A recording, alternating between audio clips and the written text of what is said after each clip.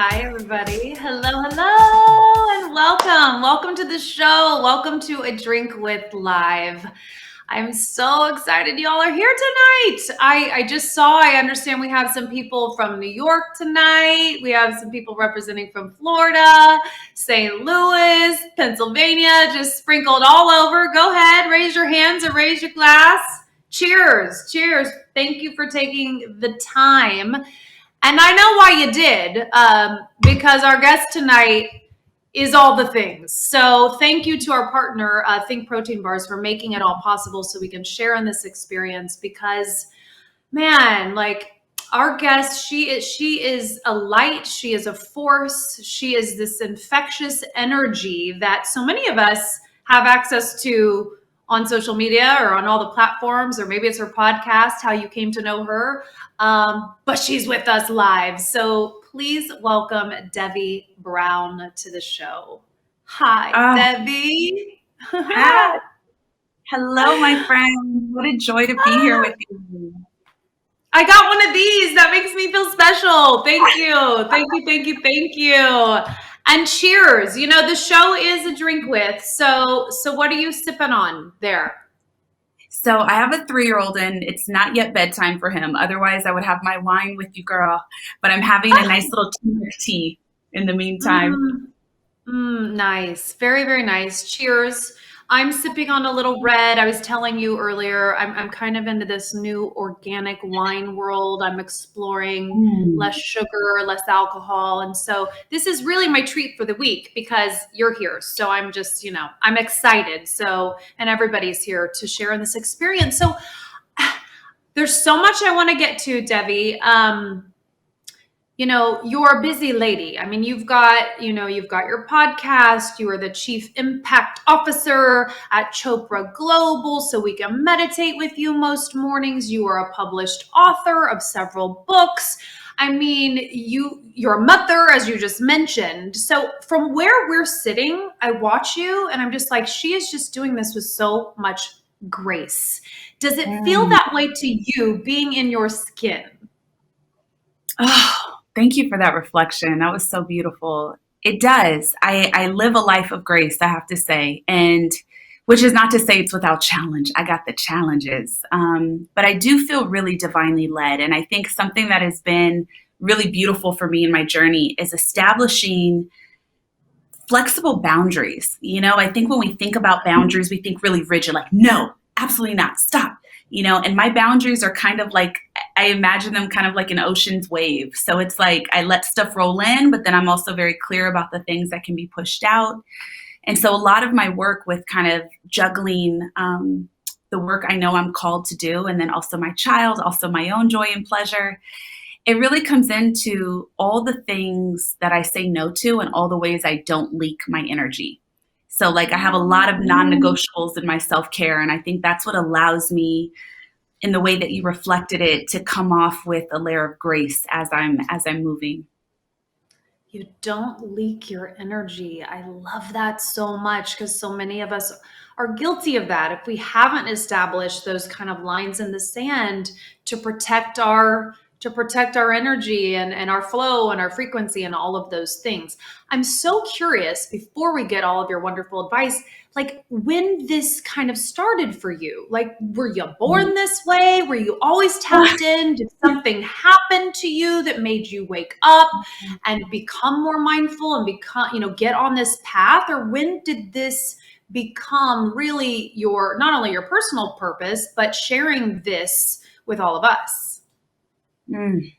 I think we're all born with it. The thing is, we forget. We come to this earth and then circumstances, experiences, many of them we don't ask for and they don't receive our consent, change the way that we experience ourselves. But we all arrive at earth whole, fully capable, radiating love in that receptive flow with God. And then things unfold and the challenge of why we're here, begins to present itself. And I think a lot of our work, especially as adults or especially as people that feel called to more, to either be more of themselves, to be more fully expressed in their gifts, we just begin a path of remembering what we already came here for. So we're not like fixing ourselves, we're not changing ourselves, we're just settling into really accepting ourselves and knowing that that's enough.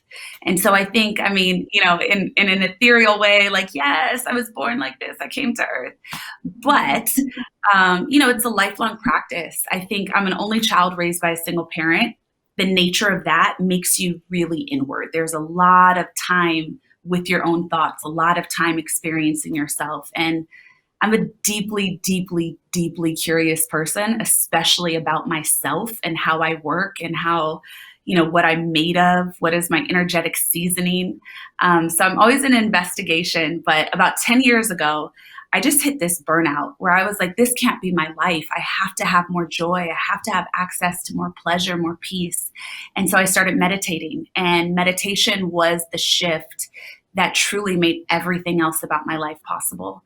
And then it's just the balance of maintaining, like my self-care is non-negotiable. My meditation practice is not negotiable. And I see the difference if I don't do it. Yes, yes. So is your meditation today, I mean, is it kind of the same as it once was, or what does that look like when you wake up? Do you do it once a day? Do you do it twice a day? What kind of meditation? I mean, obviously you're leading many of us in meditation, but for you personally, like, what is your practice?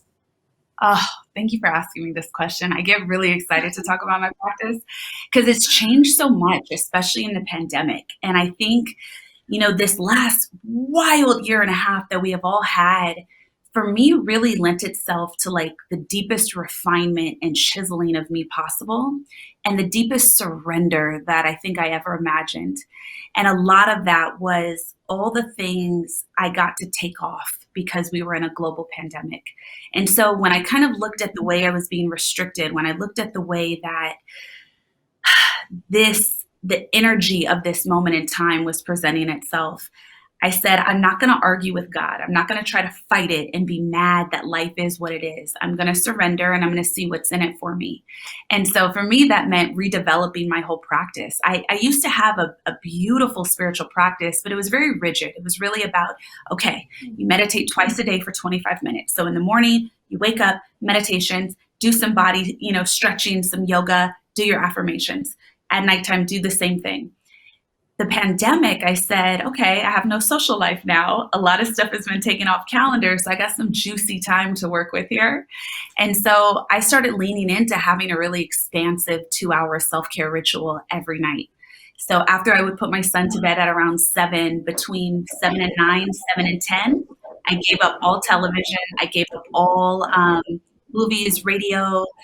I stopped even reading at night. Like I didn't want to program myself. And I just put on a beautiful playlist, mostly of instrumentation as like my container of my self-care. And then I would just let my body lead the way. So it meant a lot of dance, it meant meditation, it meant prayer, it meant stretching my body, doing some facial massage, and really listening to how do I want and need to be nourished, and then following what my body said. And now that I've kind of tapped into that self-care, there's no turning back. That is so commendable because number one, you have a 3-year-old, and usually having raised 2 kids myself, it's like the minute they sleep, it's your time or mommy time. But for most, that means Netflix, right? Or for most, that means a bottle of wine, or it's so easy to numb out or turn off. And you chose the opposite. You're like, I'm going in. I love that word you used. It's so funny you used the word chiseled because I keep reading that word in a lot of my work about all of our growth. And I just love that word because it's like getting under like all those layers back to what you were speaking about at the beginning, like how we were born, how we came in perfectly. It's just all this exterior stuff that kind of we started carrying and keeping and holding on to, that then almost suffocated that most pure self of ours. So bravo for doing that work and using the pandemic that way. It's funny you say that too. And I'm sure our audience, I think a lot of people can relate. I don't think we predicted that the pandemic would work for us in such a personal way if you were lucky enough to have a little more time on your hands, which is certainly not everybody. But to then choose to be more introspective, because I did the very same thing. Like, I don't know if I was talking to you 2 years ago, if I would have understood this conversation, because I hadn't Mm, been doing the real work that I needed to do.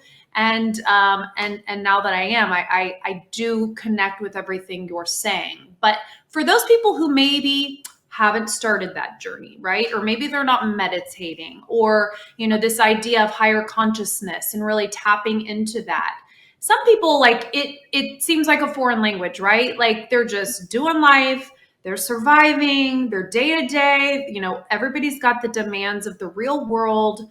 So how would you maybe advise them to begin, to mm, just start, to mm, just kind of lean in and get a little taste of what it is that we're talking about?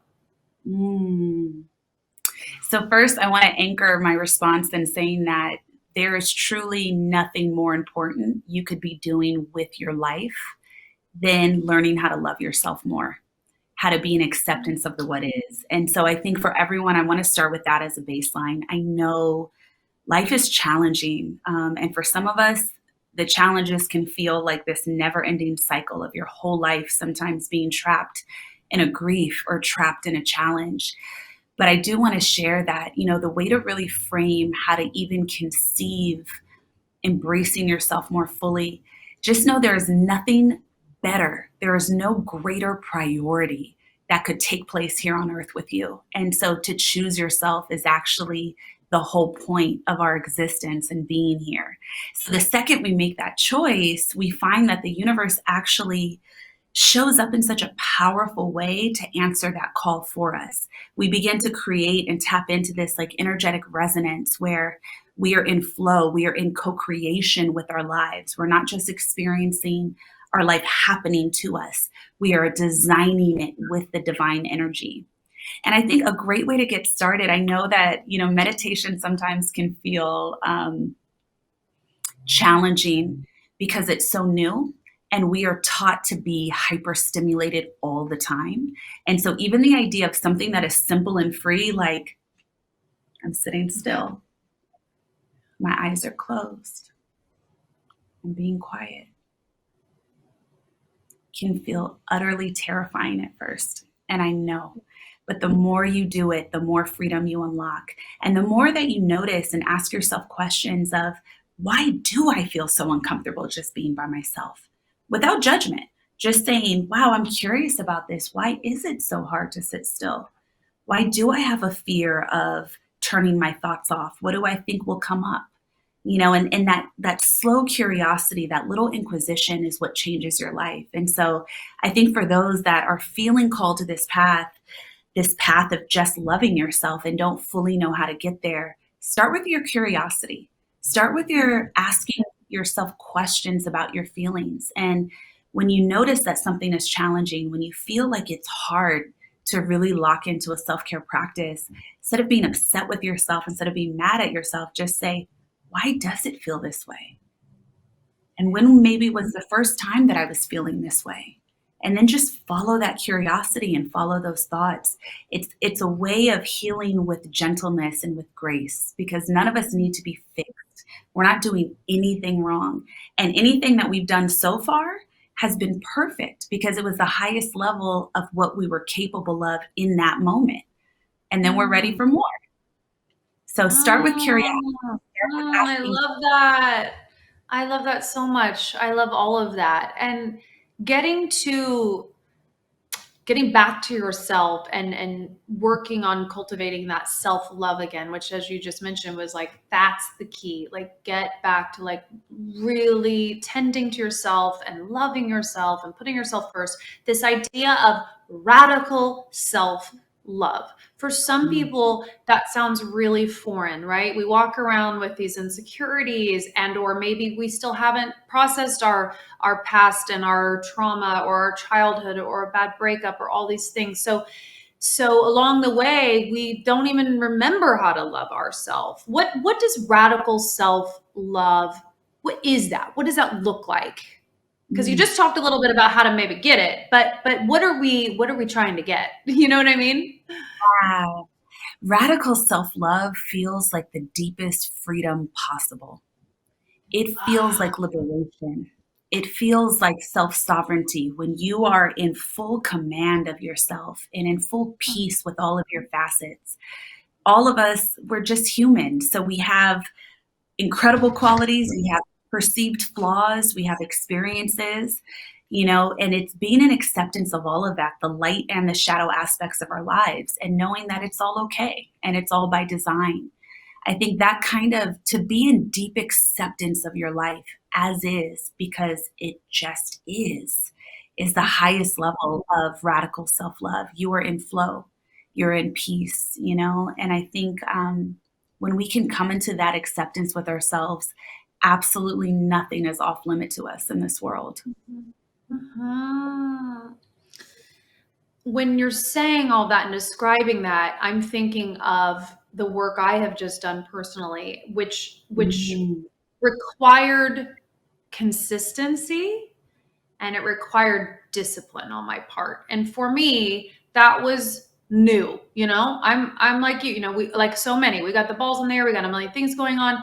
And as much as I kind of maybe knew that was the path, it did take a pandemic for the universe to be like, sit your ass down and now you got to do the work. And luckily I was ready. But I'm just thinking for the people listening who want to make that jump and get there to radical self-love, I do feel like that is a piece of it. Do you agree with that? Like it does take the really tapping in and making it a real part of your lifestyle every day as often as you can to really stick the dismount. You know what I mean? Yeah. And you have to. There's no other way. Like to have radical self love, you're radically changing the flow of your life and you are Yeah. creating and designing an entirely new version of your life than you've already lived. And so I think, the thing that I want to stress on with everyone, this is not about a quick fix. This is not about being like on trend with wellness or making your purpose Instagrammable. This is about truly the work of the soul and the work of the self. And to be in the work of the soul, to be in co-creation, you have to come to a level of care for yourself where you're willing to be consistent.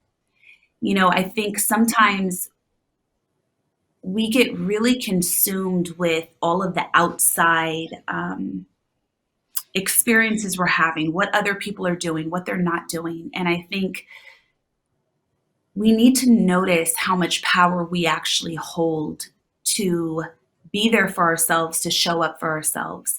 If you know that an intention for your life is to feel, to be, to grow, to do, to become, then you have to show up for you. And you have to be as consistent as you wish everyone else would be in your life. We can't betray ourselves in all of those tiny ways. Like, no, I'm just not going to do it today. No, I just don't feel like it. Those, investigate that. What is the againstness? Really, really put on, the magnifying glass, the detective hat, and find that piece out so that you can start to be in consistency. But we cannot have this expectation of the way that other people are supposed to love us, the way that other people are supposed to be consistent with us, the way that other people are supposed to show up for us, if we are not able and willing to do that for ourselves. So that piece has to come first. That's what informs the ability to have radical self-love. I wish we had 3 hours with you, Devi. We're going to get to everybody's questions in just 1 minute, but I did want to ask you, even today, as it pertains to wellness, you turn on the news and it's tough. We do exist in a world where there are a lot of atrocities. There are wars, there is death, like what's going on. We've got a pandemic. There's the divide within our country. There's the division. There's the social injustices. It's real easy to take on the heaviness of all of that, and then our wellness and our energy and our all of this just kind of goes out the door, and it's very easy to kind of crumble within all of that. It can be very debilitating for people, especially if you are an empath, and especially if you do care and feel like we're all connected. Because if we're all connected, then how do you not feel all that is wrong, I suppose, in the world? So how do you navigate that? And any advice on how we all continue to kind of stay present, stay grounded, continue to do the work when, it's not always a beautiful day, right? Mhm. Well, and I think that's what why I personally really believe in embracing our shadows, because the kind of wellness that I'm interested in and that I work and share is that it's not all love and light. It's not all switching to the positive and being positive. It's not all puppies and rainbows, That is not realistic. That's not what this place is, Earth. Earth is profoundly challenging, and it is going to continue to be in a multidimensional way for all of us for our entire existence. When we come into a space of acceptance, it's really just accepting that this is what is. Certain things are, and it may not be our preference, and we can still actively and diligently work to change circumstances.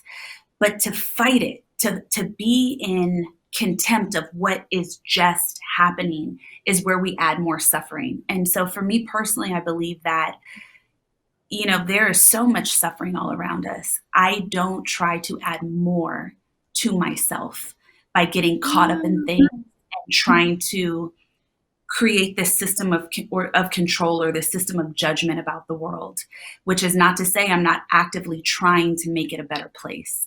And so, for me, what I really work to do is I nourish myself. I treat the people I encounter, I treat the people I work with really well. I go out of my way to really see and hear people, to support people, to be in love and to radiate that out. And every time I have the opportunity to do something more substantial that brings forward change, I say yes.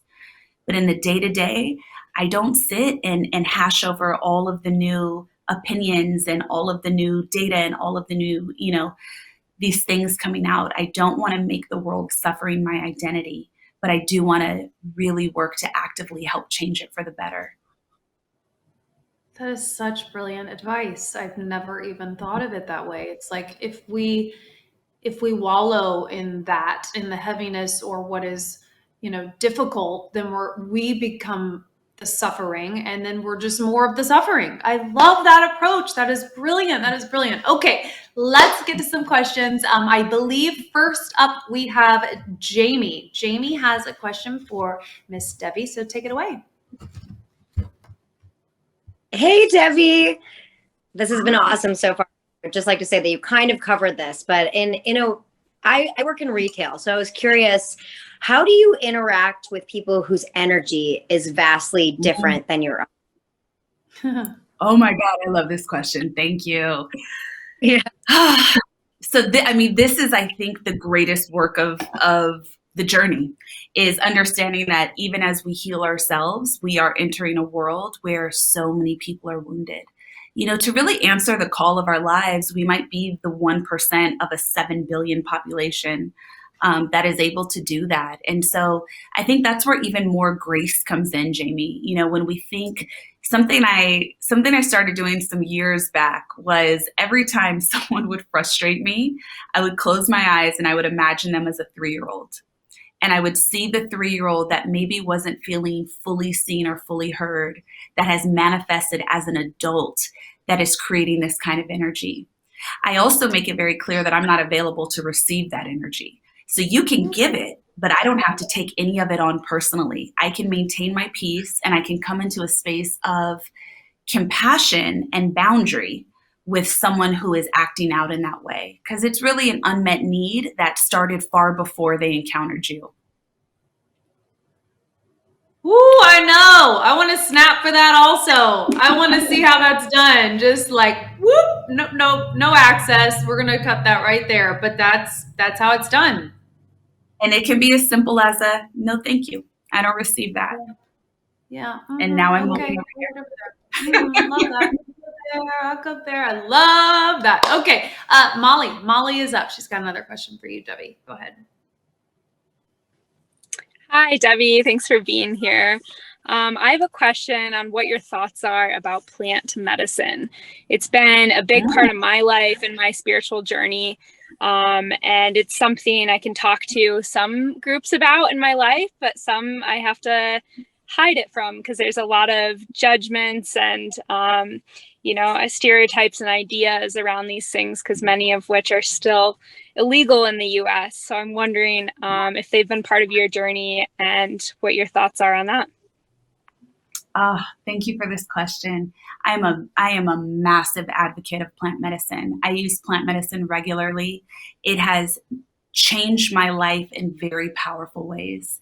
And I think that I'm really excited about the way that the psychedelic industry is opening up and the advancements they're making in the cases that they are making and positioning to make this more accessible to people of all backgrounds. I think that, I have done many a plant medicine, and the way that I have found for me that it helps inform my healing has been just absolutely profound, just so powerful.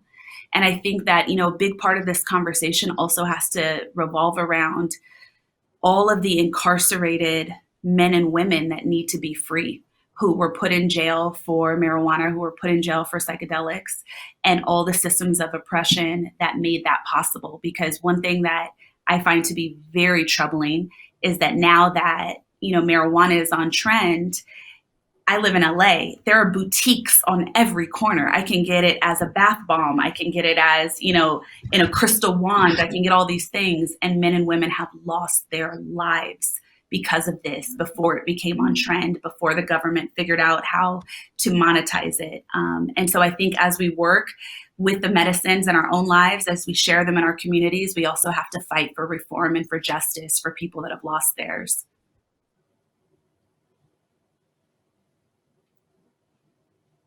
Go ahead, Devi. I just want you to run for office at this point. You've got my vote. You've got my vote. Okay, we have time for one more question. Kelly Jackson, you are our last question for Devi tonight. Are you there? Yes. Kelly! Hey, girl. How are you? Good. So beautiful to see you. I'll keep it really quick. In your studies and your journey, can you recommend one of your favorite books that we can be enlightened? Oh my God, yes. Oh, do I have it next to me? Yeah, so I was like, what was that? I was looking like, what's that over there? I got a good little chunk here. Yes. A book that there's two books that I'm really loving right now. I think everyone in their arsenal should have Deepak Chopra, The 7 Spiritual Laws of Success.